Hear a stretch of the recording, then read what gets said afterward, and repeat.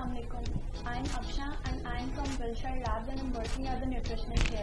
On this Women's Day, I'm here with a very big name, with the leading gynecologist of Service Hospital, Ma'am Alia Bashir, and who is also working as in Doctor Hospital in evening. अस्सलामुअलैकुम ma'am. वालेकुम सलाम। क्या हाल चाल है? मैं ठीक हूँ, अल्लाह का शुक्र। आप सुनाएं कैसी हैं? अल्लाह का शुक्र, बिल्कुल ठीक। मैम, इस वुमेंस डे पर आप माशाल्लाह से इतना बड़ा गायनेकोलॉजी में आपका नाम है। मैं आपसे इस वुमेंस डे पर ये डिस्कस करना चाह रही हूँ कि इस फील्ड में आने के लिए आप अपनी सोशल लाइफ और अपनी प्रोफेशनल लाइफ किस तरह से बैलेंस करती हैं?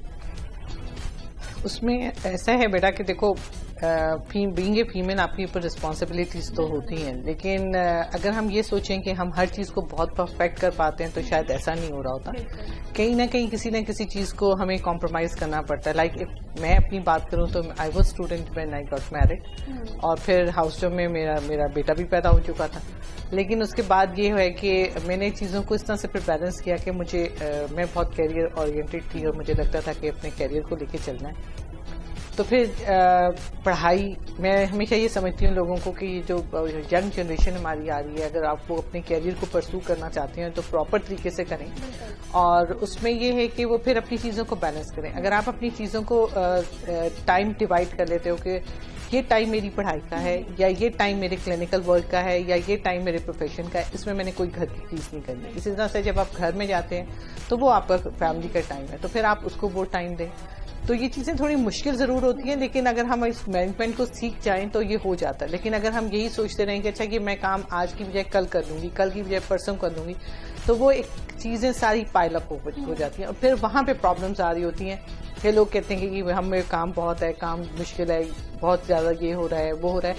लेकिन अगर हम आज के दौर से पिछले दौर को कंपेयर करें, जब हम ट्रेंड हो रहे थे और जब हम डॉक्टर्स बन रहे थे, तो उस वक्त जो थे वो लोग इतने नहीं थे, कंपटीशन इतना नहीं था, ड्यूटी आवर्स ज्यादा थे, पेशेंट्स नंबर भी ज्यादा ही था। नो डाउट कि अब बहुत बढ़ गया, लेकिन जब हम भी घरों से आ जाते थे तो हमें एट टाइम 36 और मुझे याद है जब तो मैं तो गंगाराम की ट्रेन हूँ, तो गंगाराम में तो हमें 48 आवर्स की भी ट्रेनिंग आवर्स इकट्ठे करने पड़ते थे, जो हमारे डबल ऑन होते थे। लेकिन अल्लाह का शुक्र है कि मैंने काम को कभी ये नहीं समझा कि ये काम एक मुश्किल काम है और मेरे लिए काम है। मैंने इसको हमेशा एंजॉय किया। इवन मैं अगर कहीं भी थी, जैसे मैं अभी आज सुबह भी अपनी बच्चों को यही कहती कि अगर मैं हाउस जॉब में भी थी तो मैं उस चीज़ को एंजॉय करती थी। अगर काम को एंजॉय तो मैं अगर देखें यहाँ भी मैं हूँ तो मैं इस चीज़ को एंजॉय करती हूँ। अगर आप मेरा वार्ड देखें, मेरा यूनिट देखें, मेरे ऑफिस को देखें, तो आपको लगेगा कि यहाँ पे एक बंदे को ने दिल लगाया हुआ। मैं होम इन्वायरमेंट है, मुझे हमेशा ये अच्छा लगता है कि आप काम को भी इंजॉय करो। जब आप अपने काम को इंजॉय करते हो, उसमें प्राइड लेते हो ना, तो चीज़ें फिर बैलेंस होती हैं। अदरवाइज अगर हम अपने किसी भी चीज़ को, जिसको भी हम नहीं चाहते कि वो हमारा हो, और हम उसको एज ए बोझ लेना शुरू करते हैं, तो चीज़ें प्रॉब्लम कर जाती हैं। इसलिए मेरा जितनी भी वर्किंग फीमेल्स हैं, वर्किंग वीमेन हैं, उन सबके लिए ये है कि देखें, अब दौर वो नहीं है कि एक कमा रहा है और बहुत सारे लोग घर में बैठ के खा रहे हैं। और दूसरी बात है, अब लड़कियां एजुकेशन ले रही हैं, और जब आप एजुकेशन लेते हो तो उसको सोसाइटी में इनपुट भी देने की जरूरत है कि उसको हम यूटिलाइज भी प्रॉपर करें। तो बच्चियों के लिए मेरा मैसेज यही है कि देखें, जब वो अपने प्रोफेशन को सिलेक्ट करती है ना, तो सोच समझ के करें कि उनकी no doubt family commitments very important, कि आपने अपनी फैमिली है, अपने हस्बैंड है, अपने बच्चे हैं, अपना घर है, उसको भी टाइम देना है, और फिर आपने अपने प्रोफेशन को भी देना है। तो यूजुअली लड़कियों को वो प्रोफेशंस में आना चाहिए जो उनकी मैरिटल लाइफ को इतना अफेक्ट ना कर रहा हो। बाज़ का कुछ बच्चियों की वाकई जॉब आवर्स बहुत मुश्किल हो जाती हैं, लाइक 12 आवर्स की जॉब हैं, और वो कॉन्टीन्यूसली उनकी डेली बेसिस की ये हैं, तो वो मुश्किल है। लेकिन जैसे हमारे मेडिकल प्रोफेशन में अगर हमारी बच्चियों की कॉल आती है 36 आवर्स की, तो वो आफ्टर 4 to 5 days आती है। बाकी दिन तो उन्होंने 8 to 2 जाना, दैट कैन बी मैनेजेबल। लेकिन खासतौर पे वो लड़कियां जो सुबह 8 से लेकर रात 8 बजे तक या 12 घंटे की ड्यूटी करी हैं, उनको मुश्किल होता है, क्योंकि उन्होंने ज़्यादा घर भी देखना है, बच्चे भी देखते हैं। तो फिर ऐसे में जो सबसे बड़ी ब्लेसिंग होती है ना, वो जॉइंट फैमिली सिस्टम होती है, जिसको हमारी लड़कियां आजकल की ना इस चक्कर में रहती हैं कि हमें पूरा इंडिपेंडेंट घर मिले, हम उसको चलाएं। जब वो ले तो लेती हैं, लेकिन फिर वो चलता भी नहीं है। इसीलिए मैनेज नहीं हो रहा होता कि आपकी मदर इन लॉ, आपकी घर में सिस्टर इन लॉज, आपकी मदर, आपकी कोई भी जो घर में रिश्तेदार है, वो बहुत बड़ी सपोर्ट है।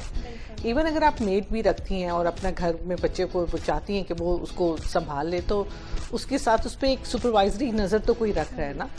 तो मुझे ये लगता है कि एक तो नंबर वन अपने प्रोफेशन को लोगों को एंजॉय करना चाहिए, वो जिस भी प्रोफेशन में चले गए वो अपनी चॉइस पे गए हैं। और दूसरा ये है कि वहाँ पे भी चीज़ों में अपने आप को और उन चीज़ों में अगर वो अच्छा लाइवली रहेंगी तो वो घर में भी पॉजिटिव एनर्जी लेके जाएंगे। तो घर में और काम करते वक्त इन सब चीज़ों को एक अलग और घर के प्रॉब्लम्स मुझे लगता है वर्क प्लेस पे नहीं लाने चाहिए और वर्क प्लेस के प्रॉब्लम्स घर में नहीं लेके जाने चाहिए। और दूसरी बात ये कि अब जब लड़कियां काम में आती हैं और उनकी प्रोफेशनल रिस्पॉन्सिबिलिटीज़ ऐड ऑन होती हैं तो बड़ी इंपॉर्टेंट जिम्मेदारी उनके मेल पार्टनर्स पे भी आ जाती है।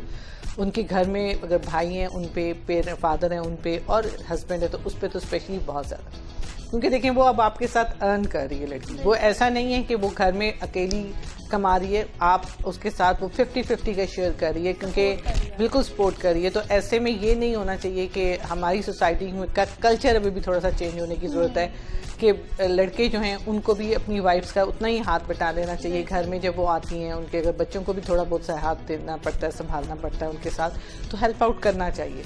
और स्पेशली अगर वो वर्किंग उनकी बहुत टफ है और लॉन्ग है तो ये ज़रूरी नहीं है कि अगर आपकी लाइट है तो आप ये कहेंगे नहीं क्योंकि ये तुम्हारा काम है तुम ही करो।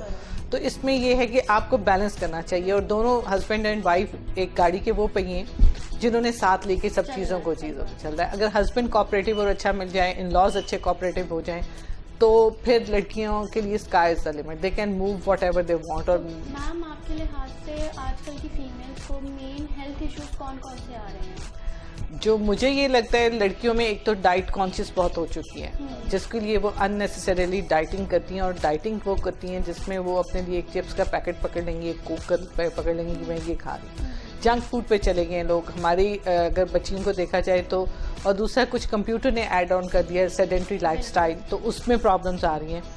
तो हेल्थ इश्यूज जो बच्चियों में मुझे सबसे ज़्यादा नज़र आ रहे हैं, नंबर वन एक तो मुझे उनकी पॉलीसिस्टिक ओवरीज का इशू बहुत नज़र आ रहा है, जो कि अगर हम अपने क्लिनिक पे बैठे हैं तो हर तीसरी से चौथी बच्ची जो है ना वो एंटर होगी तो उसको ये प्रॉब्लम है। हालांकि इसका इंसिडेंस जो पॉपुलेशन में ऐड है वो 1 in 10 है, बट मुझे तो ये लगता है ये मोर देन दैट है इवन। और उसके बाद ओबेसिटी एक इशू आ रहा है, जो वो मेरे ख्याल में बेसिकली लाइफस्टाइल की वजह से है और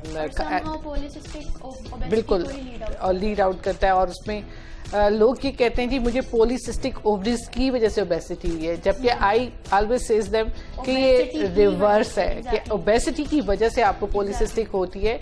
अगर आप उसको कंट्रोल कर लेती हैं तो फिर आपकी पॉलीसिस्टिक का मसला भी हल हो जाता है। लेकिन अभी कुछ बहुत थिन बच्चियां हैं जिनमें उनमें भी पॉलीसिस्टिक्स का इशू आ रहे हैं और उनमें वो उनको फिर ये भी कहना बड़ा होता है कि आप और फर्दर वेट रिड्यूस करें because they already are very slim and thin little girls. तो समहाउ ये जो जंक फूड है ना ये अभी कुछ हद तक हमारी एनवायरमेंटल फैक्टर्स के लिए साथ पॉलीसिस्टिक ओवरीज के लिए रिस्पॉन्सिबल है, प्लस इसकी जेनेटिक। और सेकेंडली अभी तक पॉलीसिस्टिक ओवेरियन की सिंड्रोम है, इट्स नॉट डिजीज के इसका कोई एक सिंगल कॉज हम कहेंगे this is the cause that's why you have to avoid this. तो लोगों को इसकी अभी बहुत एग्जैक्ट एटियोलॉजी भी नहीं पता, इसकी डिफरेंट फैक्टर्स हैं जिसके बारे में सोचा जा सकता है कि ये शायद ये रीजंस हैं। तो इसलिए उन बच्चों को हमें basically diet, healthy lifestyle, exercise और वेट रिडक्शन, ये एडवाइसेस हैं जो हमें देनी है। और मैं तो ये समझती हूँ जो स्पेशली जो बच्चियाँ ग्रोइंग एज में हैं जिन्होंने आगे चल के फैमिलीज़ को लेके चलना है, उन्हें तो जैसे कैल्शियम में अब मिल्क एंड मिल्क प्रोडक्ट ज़रूर लेनी चाहिए, चाहे वो 1 से 2 कप मिल्क ले, 1 से 2 कप योगर्ट के ले लें, ज़रूर लेने चाहिए। कि कैल्शियम डेफिशिएंसी बहुत ज़्यादा है हमारी पॉपुलेशन में, विटामिन डी की डेफिशिएंसी बहुत ज़्यादा है और इवन एनीमिया, आयरन डेफिशिएंसी इतनी ज़्यादा लड़कियों में कि मैं हैरान होती हूँ कि अगर हम नोट करें कि लो सोशियो इकोनॉमिक और हाई सोशियो इकोनॉमिक क्लास में, तो even high socio economic class में भी ये डेफिशिएंसीज है। इसका मतलब है हम कहीं ना कहीं तो कुछ कर रहे हैं। वो कीटो डाइट वगैरह करके अपनी इतनी मैक्रो के साथ माइक्रो डेफिशिएंसीज कर लेते हैं, जिस तरह फिर वो आपकी जो बात है वो उसकी तरफ को मैं ये समझती हूँ कि डाइटिंग अगर आपने करनी है ना तो ऐसी नहीं करनी चाहिए कि आप अपनी डाइट में से मेजर अच्छा पोर्शन न्यूट्रिएंट निकाल दें। लाइक अगर बच्चे उन्हें किसी ने भी लड़की ने डाइटिंग करनी है या करने में, आप सैलेड का एक बड़ा बाउल बनाएं, अच्छा हेल्दी बाउल बनाएं, उसमें पोर्शन कंट्रोल कर लें, उसमें आप अपनी ब्रांड ब्रेड्स पे मल्टी सीड्स ब्रेड्स ले लें, आप राइस को कम कर दें। मैं ये नहीं कहती कि ना खाएं, क्योंकि देखें जब हम किसी चीज़ को 100% छोड़ देते हैं ना तो कुछ अरसे बाद हमें उसकी इतनी शदीद क्रेविंग होती है तो हम उससे डबल अमाउंट में खा जाते हैं, ये सोचते हुए कि मैंने 2 दिन से ये नहीं खाया अब मैं खा लूंगा तो कोई हर्ज है, कंपनसेट हो जाएगा, पर ऐसा नहीं है। तो आप अपनी डाइट के छोटे छोटे पोर्शंस कर लें, उसमें हर चीज़ ऐड करें ताकि उसकी क्रेविंग ना हो। लेकिन आप अपने मिल्क एंड मिल्क प्रोडक्ट को ज़रूर ऐड करें अपना, जैसे योगर्ट है, जैसे मिल्क है, चीनी मत डालें, फीका ले लें। आपको बहुत अगर मीठे का ज़रूरत है तो आप थोड़ा सा उसमें हनी ऐड कर लें रादर देन कि आप उसमें शुगर ही ऐड करें। और फिर ग्रीन टी ले लें, ग्रीन टी ले लें। हमारी कितनी ज़्यादा इस तरह के हैं, जैसे सिनामन्स हैं, जैसे ग्रीन टी में आप इसके अलावा ये बादिया खताई और बड़ी चीज़ें हैं जो हम अपनी फ्लेवर्स आ गए जो हम अपनी एडिशन टॉप ऑन उसमें ऐड कर सकते हैं और वो आपको हेल्प कर सकते हैं कि आपका वेट लूज हो। मिंट है आपका, वो इतना अच्छा है, वेट लेमन है वो इतना अच्छा है। तो ये सारे एंटीऑक्सीडेंट्स हैं। तो हमें अब ज़रूरत इस बात की है कि हमने बहुत जंक फूड खा लिया, हमारी एक नस्ल कहीं की कहीं पहुंच गई। अब बच्चों को वापस आने की ज़रूरत है उस जगह पे जहाँ पे हेल्दी डाइट में हेल्दी न्यूट्रिशियस जो हमारे पास ऑप्शंस है वो बड़ी अच्छी अवेलेबल है, तो हम उन पे जाएं। अब तो बहुत सोसाइटी ने जो है वो सिंथेटिक से ऑर्गेनिक पे शिफ्ट बिल्कुल हो गई है। ऑर्गेनिक इसीलिए देखें, अगर आप हमसे अपने पेरेंट्स की बात करें या आप उनसे पुरानों की बात करें तो they were very good in health. उनके टाइम में ना डायबिटीज इतनी कॉमन थी, ना हाइपरटेंशन इतना कॉमन था। तो ओनली रीजन वाज दैट कि वो सिंपल खाना खाते थे और एक्सरसाइज करते थे। वो तो इवन फार्मर्स और ये लैंड में काम करने वाली उस वक्त भी औरतें काम करती थी, ऐसा नहीं है कि नहीं करती थी। और अभी भी हमारे गांव में भी औरतें काम करती हैं और उनके ये प्रॉब्लम्स जो सिटीज़ में लड़कियां रहती हैं उनकी निस्बत कम है, बिकॉज उनका लाइफस्टाइल डिफरेंट है। तो हमें भी अब लाइफस्टाइल को उस तरह से मॉडिफाई करने की ज़रूरत है कि थोड़ा सा एक्सरसाइज, भाग दौड़, अच्छी डाइट और उसके साथ जंक फूड से अवॉइडेंस, और जो कुछ खाना बनाना है घर में खाएं और हेल्दी खाएं। फ्रूट्स ले लें, फ्रूट चाट्स ले लें, सैलड्स ले लें, लेकिन फिर सैलड्स में मायो क्रीम्स एंड ऑल दिस ना ऐड करें, ये ना वो कंट्रोल्ड रखें। तो आप बड़ा अच्छा सैलड तैयार कर सकते हैं। आप सिर्फ नमक, काली मिर्च एंड लेमन के साथ बहुत अच्छा सैलड फ्लेवर दे सकते हैं। तो वो चीज़ें हैं जो हमें लेने की ज़रूरत है। तो बेसिकली हम जो इस वक्त लड़कियों में देख रहे हैं ना, मुझे तो anaemia, calcium deficiency, vitamin D deficiency and polycystic ovaries, ये मुझे लग रहा है। ये सारी चीज़ें जो हैं वो ओबेसिटी की वजह से ही हो रही हैं, क्योंकि अगर आप ओबीज होंगे तो ही आपको पॉलीसिस्टिक ओवरी का सिंड्रोम होगा। आप ओबीज होंगे तो आपकी bones deficient, vitamin D deficiency आपको हो जाएगी। तो ये सारा कुछ इसी की वजह से हो रहा है। तो हम लोगों को बेसिकली इन सारी चीज़ों को ओवरकम करने के लिए हम लोगों को ओबेसिटी को कंट्रोल करना, बिल्कुल ओबेसिटी को कंट्रोल करना बहुत इंपॉर्टेंट है। आप लोगों का एक और इशू ये आ जाता है जब हम उन्हें कहते हैं ना आपने अपना वेट कंट्रोल करना है, तो आप वेट, तो अक्सर पहली जवाब ये आता है जी मैं तो कुछ खाती ही नहीं। इफ़ यू स्टार्ट आस्किंग दम कि आपने क्या खाना शुरू कर, क्या खाती हैं, कैसे खाती हैं, तो पता चलता है उनकी मदर बोलेंगी या कोई कि मैं डॉक्टर ये बाहर से जंक फूड बहुत लाती हैं, ये पेप्सीज की 2-2 लीटर की बोतल पी जाती हैं, ये चिप्स बहुत लेती हैं, या ये वो सारे जंक फूड है ना बेसिकली। और फिर लोग ये भी चाहते हैं कि जी अब हमने कोई एक्सरसाइज ना करने, कुछ ना पड़े, तो हमने पतला भी होना है तो कुछ खा के होना है। कोई हमें ऐसी डाइट दे दें या कोई ऐसी मेडिसिन दे दें जो हमें पतला भी कर दे।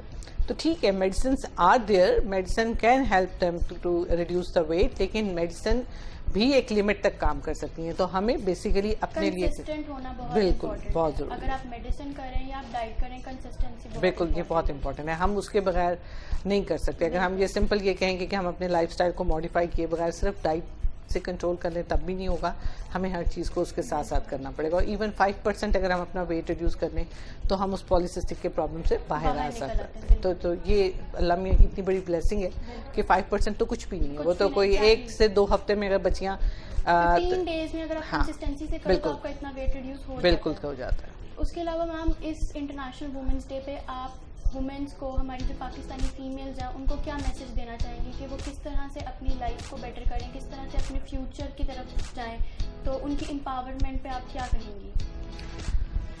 देखें मैं थोड़ी सी ये समझती हूँ कि अगर हम इस्लाम को लेके चले ना, तो अल्लाह मियाँ ने और इस्लाम ने इतने हकूक औरत के दिए हैं कि अगर हम सिर्फ वही पूरे कर देना तो हमारी पाकिस्तानी वुमेन बहुत ज़्यादा एम्पावर्ड है, ऑलरेडी है। वो उस वक्त से है जब से ये इस्लाम मज़हब आया और जब से हुज़ूर करीम सल्लल्लाहु अलैहि वसल्लम ने वो सारी चीज़ें औरतों के हकूक और उन चीज़ों पे बदी किया। अब इसी चीज़ को अगर हम लेके चलें तो यही हमारी एम्पावरमेंट है और यही हमारी चीज़ें सब कुछ है। ये ठीक है, पढ़ाई उस वक्त भी कहा जाता था कि चीन तक भी जाना पड़े तो पढ़ाई करें, तो पढ़ाई आपकी है। उस ज़माने में औरतें जंगों में हिस्सा लेती थी, तो हमारी बच्चियाँ भी। तो लड़कियों के लिए ये इम्पोर्टेंट है कि देखें वो काम करें, अच्छा खाएं, अच्छा काम करें, अपनी लाइफ को एंजॉय करें और फैमिलीज की बॉन्डिंग्स को साथ लेके चलें ताकि उनकी ना सिर्फ प्रैक्टिकल लाइफ आसान हो जाए, उनकी प्रोफेशनल लाइफ आसान हो जाए, उनकी घरेलू लाइफ भी आसान हो जाए। तो अच्छी डाइट, अच्छी हेल्थ और अच्छे family relations, I think these are the keys to success for any women who is living in our Pakistan. और जब वो ये सब कुछ कर लेती हैं, जब वो अच्छे रिलेशंस मेंटेन कर लेती हैं, तो उनको इतना बैकअप, इतना सपोर्ट मिल जाता है कि उन्हें किसी चीज़ की टेंशन या किसी चीज़ की फिक्र भी नहीं रहती। तो फिर वो अपने कैरियर को भी परसू करती हैं, अपने हस्बैंड को भी लेके चलती हैं, बच्चों को भी लेके चलती हैं। और ये बात इम्पॉर्टेंट है कि जब हम एक दूसरे के साथ प्यार से, मोहब्बत से और इन सब चीज़ों के साथ रहते हैं तो चीज़ें खुद ब खुद बेहतर हो जाती हैं। और अपनी चीज़ों को इंजॉय करने की आदत डालें और चीज़ों को, लाइफ को आसानी, उसके लिए सब कुछ आसान है। फिर जब आप एंजॉय करते हैं तो ज़िंदगी मुश्किल नहीं रहती। Thank you so much, ma'am. Welcome. Thank you so much for your time. Thank you so much. Welcome.